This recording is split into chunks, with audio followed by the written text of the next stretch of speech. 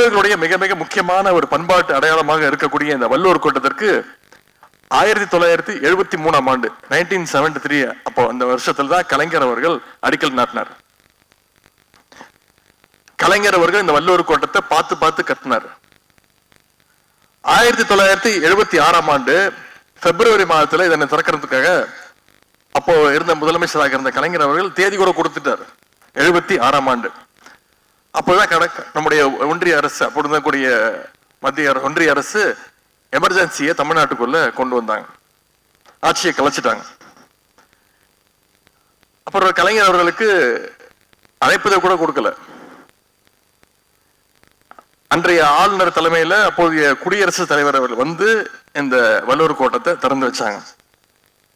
கலைஞரை சுத்தமா புறக்கணிச்சுட்டாங்க, கூப்பிட கூட இல்லை அந்த நிகழ்ச்சிக்கு. கலைஞர் அவர்கள் அந்த அடிக்கல் நாட்டும் போது ஒரு கல் வச்சிருந்தாங்க, அந்த கல்லை கூட அப்புறப்படுத்திட்டாங்க. அப்போ கலைஞர் அவர்கள் முரசொலியில ஒரு கடிதம் எழுதினார், உடன்பிறப்புகளுக்கு ஒரு கடிதம். அதுல எழுதியிருக்காரு, தான் வளர்த்து ஆளாக்கிய பிள்ளைக்கு திருமணம் நடக்கும் போது தாலி கட்டுகின்ற காட்சியை காணாமல் பந்தலுக்கு வெளியே ஒரு தாய் நிறுத்தப்பட்டால் எப்படி இருக்குமோ அப்படி தவிக்கின்றது என்னுடைய மனசு அப்படின்னு கலைஞர் அந்த நேரத்தில் முரசொலியில் எழுதினார். அந்த சம்பவம் நடந்த பிறகு சரியாக 13 ஆண்டுகளுக்கு பிறகு மீண்டும் கலைஞர் அவர்கள் முதலமைச்சராக பொறுப்பேற்றார். திராவிட முன்னேற்ற கழகம் ஆட்சி அமைச்சது.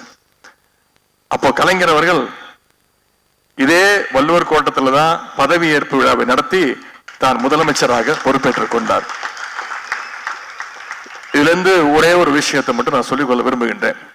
நம்முடைய இயக்கத்தை யார் வீழ்த்த நினைத்தாலும் உங்க திட்டம் தமிழ்நாட்டில் இங்க பலிக்காது அப்படின்னு உணர்த்துகிற இடம் தான் இந்த வள்ளுவர் கோட்டம்.